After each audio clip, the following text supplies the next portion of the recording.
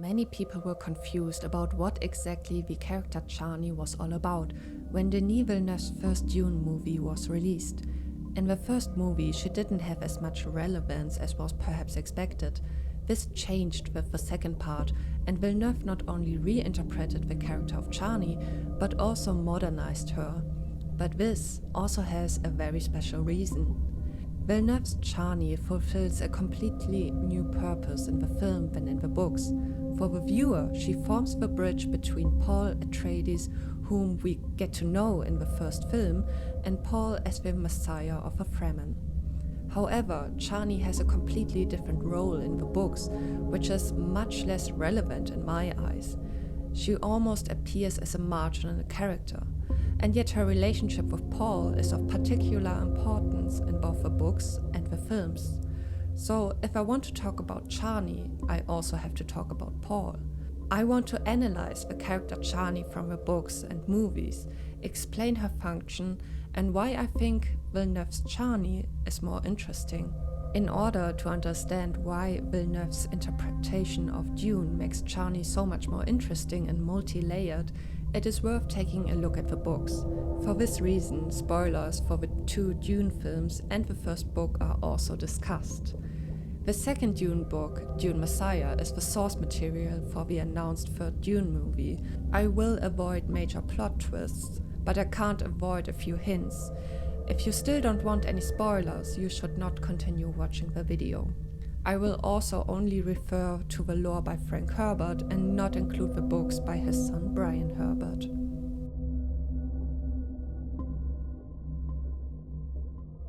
While Chani plays an extremely prominent role in the second Dune movie, the character remains clearly in the background in the book. Although she is described as the daughter of Liet Kynes and as an extraordinary Fremen warrior on top of that, this is hardly reflected in her character. Her primary function in the books is to be Paul's lover and to uphold his humanity through her love and affection for him. It is important to keep in mind that Paul is incredibly powerful. He is the religious leader of the Fremen who has led the known universe into a jihad. The religious fanaticism of the Fremen in their Mahdi leads to almost unconditional loyalty. Paul has absolute control over the spice on which the entire universe is dependent in one way or another. I don't want to give too much away at this point if you still want to read the books.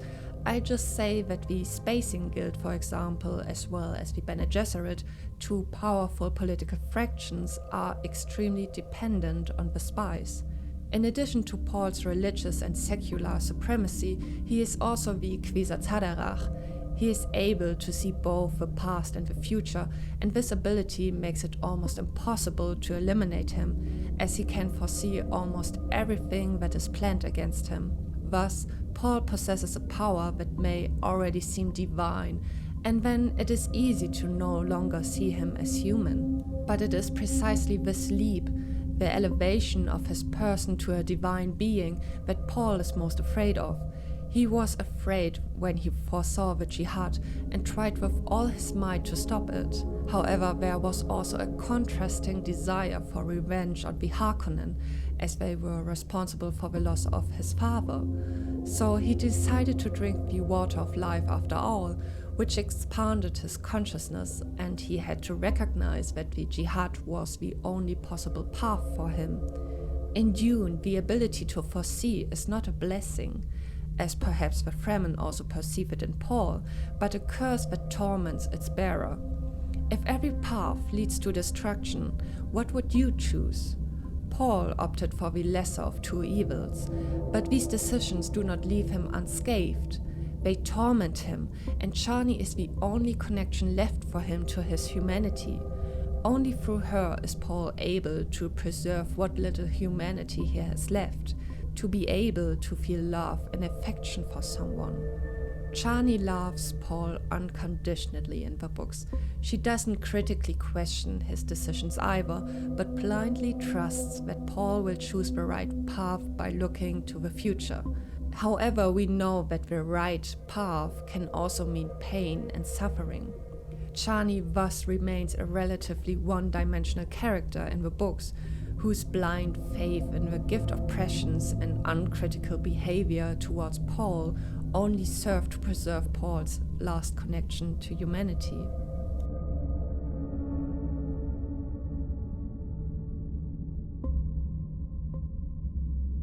Villeneuve has given Chani a much more profound role in his adaptation. She's the voice of resistance against the prophecy. In addition to Chani, there are other young Fremen who view Paul critically and do not believe in a Messiah who will free the Fremen from their suffering.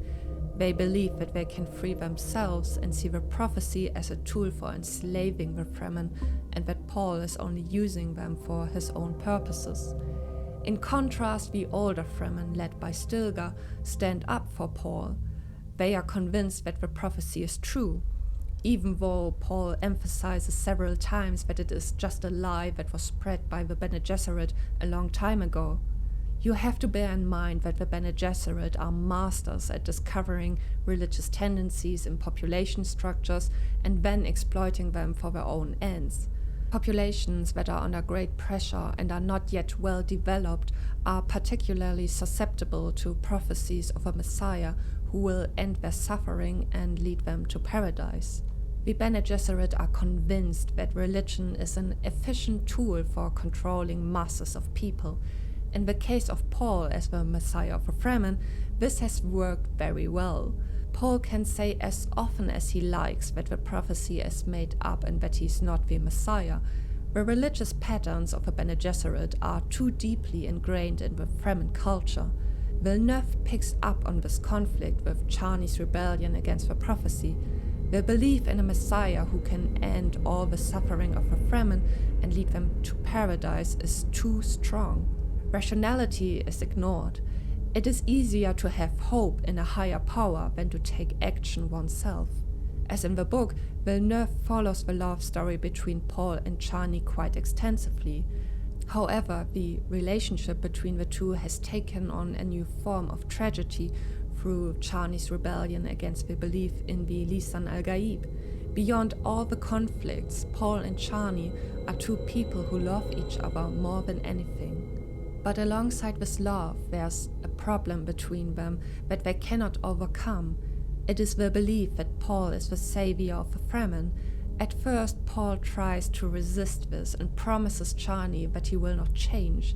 But through the water of life, he has to realize that there's only one way for him, and that is the way of the Messiah. The closer Paul gets to the figure of the Messiah, the more Chani becomes estranged from him. Paul loses his humanity, and we as viewers lose our connection to Paul along with Chani. Chani shows us how critically we also have to deal with Paul, because there are no heroes in the story.